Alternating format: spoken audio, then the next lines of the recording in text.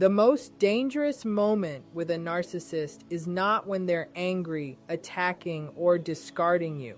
It's when they suddenly go quiet and it feels like you never existed, because when a narcissist does this one thing, they are not coming back, not to explain, not to apologize, not even to hurt you again. And most people don't realize it until it's already over. If this resonates, if you felt that eerie silence and wondered why it hurt more than the chaos, pause for a moment, take a breath, and stay with this conversation, because understanding this moment is often the turning point where your healing finally begins. When they are done, the relationship ends, but the illusion shatters for you. And that's not weakness, that's awakening. When a narcissist is truly done with you, there is no explosion, no dramatic exit, no final argument that gives you clarity. That loud discard people expect is actually a sign of unfinished business. Rage, insults, blocking, smear campaigns, and sudden withdrawals are all emotional behaviors, and emotional behavior means attachment still exists. When they are genuinely finished, the shift is quieter and far more unsettling. It feels like the lights went out in a room you were still standing in. One moment you were central to their focus, and the next you are treated as if you were never significant at all. This quiet exit happens because the narcissist no longer sees a return on emotional investment. You are no longer provoking reactions they can feed on. You may have stopped engaging, stopped explaining, stopped defending yourself, or simply stopped supplying the emotional intensity they require. At that point, confrontation becomes inefficient. Drama costs energy, and narcissists conserve energy when the payoff is gone. Silence is not maturity here, it is disengagement. What makes this especially destabilizing is that the narcissist does not announce this departure. There is no closure conversation because closure would require emotional acknowledgement. Instead, contact fades or stops abruptly. Messages go unanswered. Familiar patterns vanish. You are not told what changed because from their perspective, nothing needs to be explained. They have already emotionally relocated. This is why people often feel more confused during this phase than during overt abuse. Your mind keeps scanning for meaning, for a final clue, for something to respond to. But there is nothing to push against. That absence creates self-doubt. You start questioning whether you imagined the connection, whether you mattered at all, whether you did something unforgivable. That confusion is not accidental. It is a byproduct of being discarded without narrative. The quiet exit also protects the narcissist's self-image, leaving loudly risks exposure, conflict, or accountability. Leaving silently allows them to preserve the fantasy that the relationship simply dissolved on its own. You are not worth explaining, and that is precisely the message being communicated, not through words, but through disappearance. Emotional detachment is far more final than rage, insults, or even a dramatic discard, because rage still contains connection. Anger is emotional engagement. Yelling, blaming, threatening, or punishing means the narcissist is still invested in your reaction. They still want to be seen, felt, feared, or validated. Even cruelty requires attention. When a narcissist is angry with you, you still matter in their internal world. You still occupy space. You still have the power to affect their emotional state, and that power is exactly what sustains the dynamic. Detachment is different. Detachment means you no longer register as emotionally relevant. Your pain does not activate them. Your silence does not provoke them. Your presence does not energize them.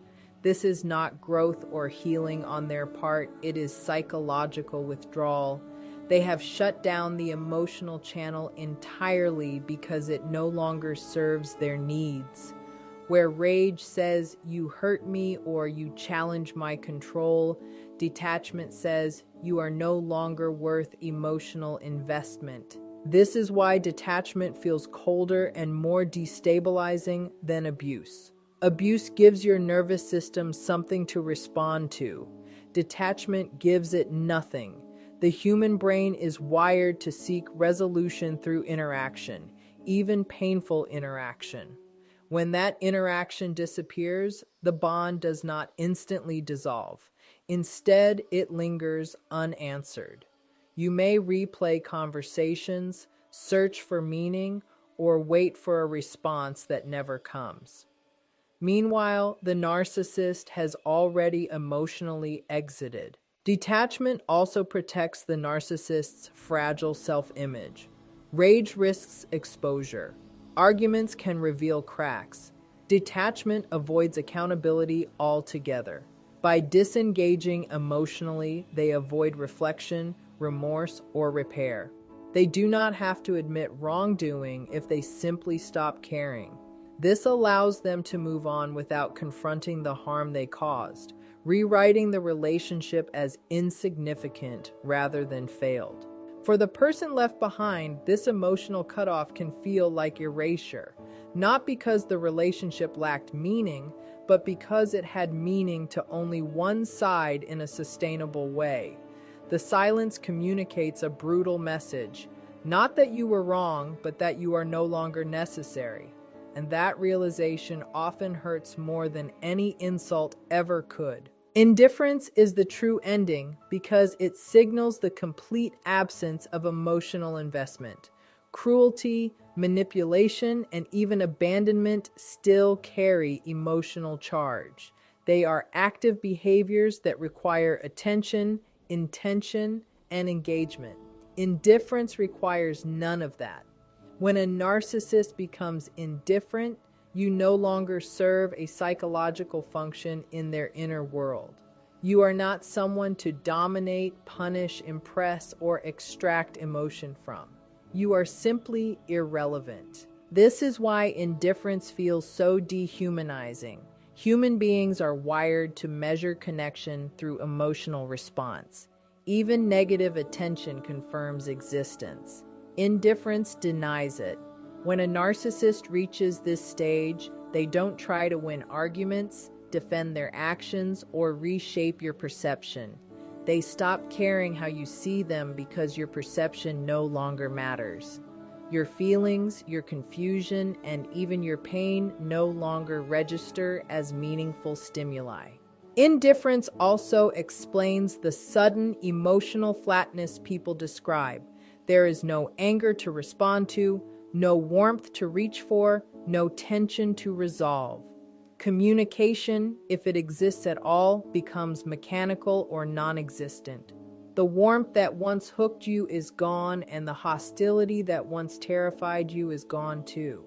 What remains is emotional emptiness. This is not peace, it is absence. For many survivors, this phase triggers a deeper grief than the abuse itself. Abuse allows you to believe the relationship still has emotional substance, even if it is toxic. Indifference forces you to confront that the emotional reciprocity you were fighting for never truly existed. The bond you felt was real to you, but it was conditional and replaceable to them. Indifference also serves a protective function for the narcissist. It prevents introspection. Caring, even negatively, could lead to guilt, shame, or responsibility. Indifference shuts those doors completely.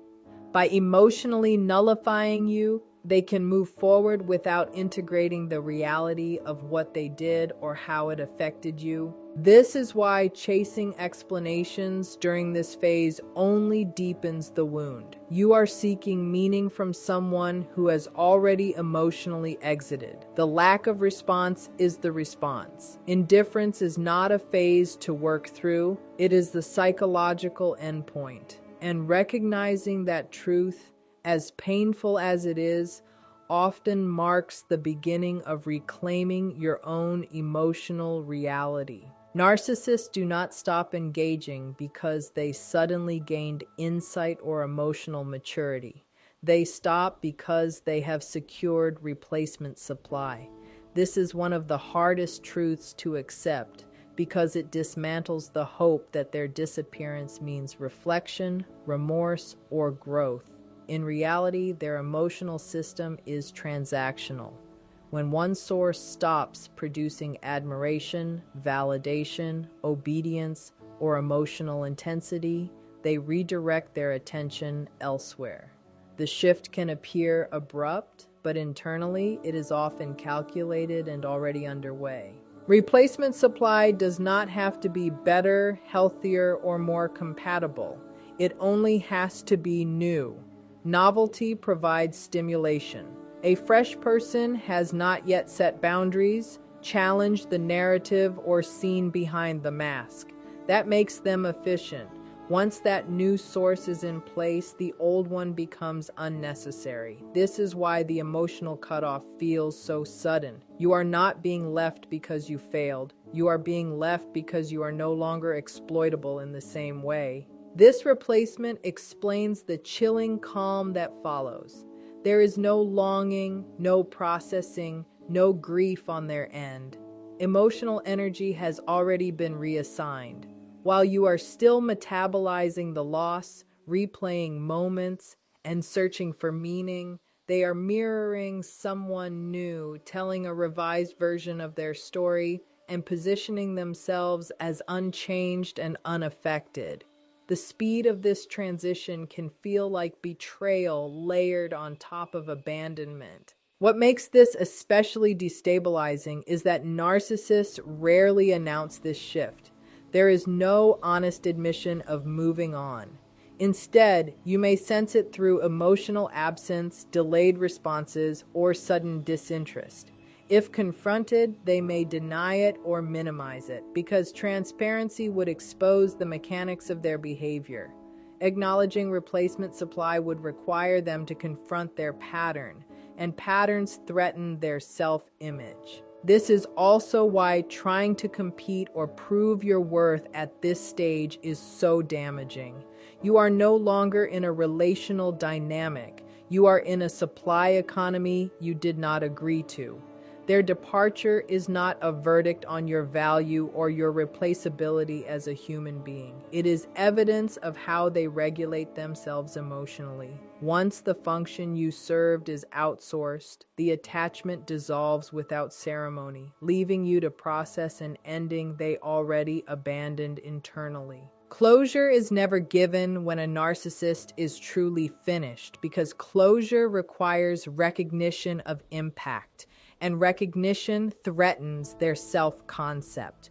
To offer closure, they would have to acknowledge that something real occurred between you, that emotions were involved, and that their actions had consequences.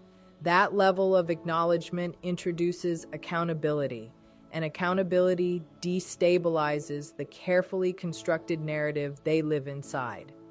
So instead of ending things with clarity, they end them with absence. This lack of closure is not accidental or careless.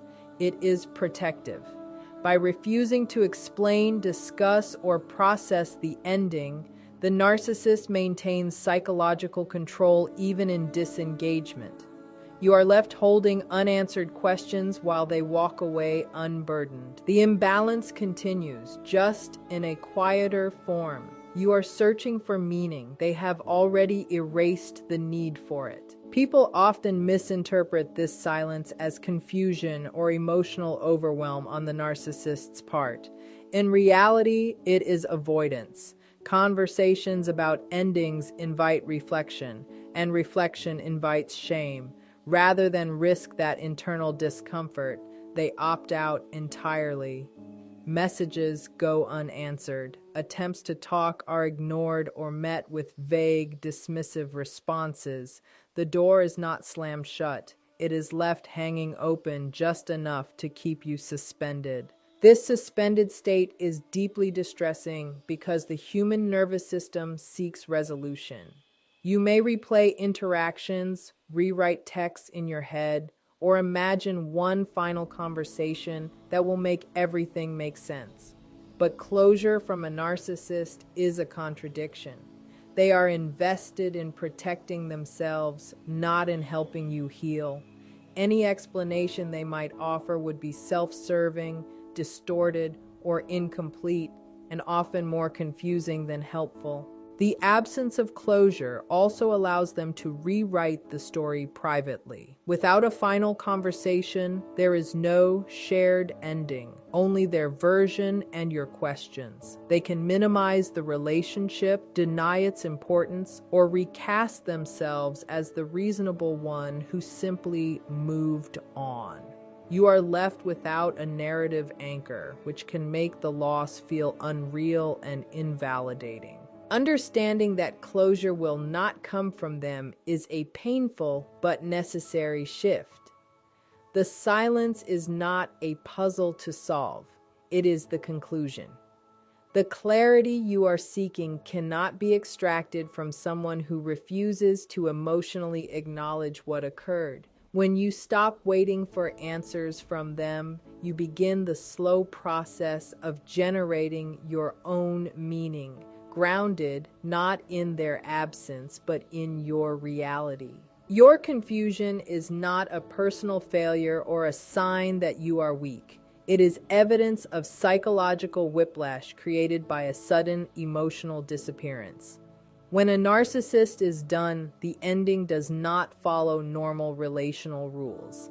There is no gradual distancing, no honest conversation, no mutual understanding. Instead, the emotional connection collapses without explanation, leaving your mind trying to reconcile two incompatible realities, the intensity that once existed and the emptiness that followed. This confusion arises because the bond was built on inconsistency. Periods of attention, intimacy, or validation were followed by withdrawal, criticism, or distance. Your nervous system adapted to this unpredictability by staying alert, searching for patterns, and trying to anticipate their shifts. When the narcissist finally disengages completely, that system doesn't shut off. It keeps scanning for cues that are no longer coming. The silence becomes louder than any argument. Many people mistake this confusion for lingering attachment or a failure to move on. In truth, it is the residue of emotional conditioning. You were trained to respond, to repair, to self-correct in order to restore connection. When there is no longer anything to respond to, your brain fills in the gaps with self-doubt. You may wonder if you misread everything, if you imagined the closeness, or if you were somehow responsible for the abrupt ending. That questioning is not insight, it is disorientation. The narcissist, meanwhile, is not confused. Their clarity comes from emotional disengagement, not understanding. They did not process the ending, they exited it. That asymmetry is what creates the imbalance. One person is left trying to make sense of a story that ended without a final chapter, while the other has already replaced the book. This is why your confusion often peaks after contact stops, not before. The absence of stimulation removes the familiar chaos that once kept you focused outward. Without it, the mind turns inward, searching for coherence. But coherence cannot be found in a dynamic that was never built on emotional reciprocity. Recognizing that your confusion is a predictable response to an unnatural ending is crucial. It shifts the question from "what is wrong with me?" to "what happened to me?" That reframing is often the first step toward regaining psychological footing, because it places the confusion where it belongs, as a consequence of emotional abandonment, not a reflection of your worth or perception. The silence that follows is not calm, mutual space, or emotional peace. It is deliberate. When a narcissist goes silent after being done with you, that silence serves a function. It allows them to disengage without confrontation, avoid accountability, and maintain a sense of control without having to actively exert it. Silence becomes a strategy, not a reflection of inner stability. This strategic silence works because it shifts the emotional burden onto you.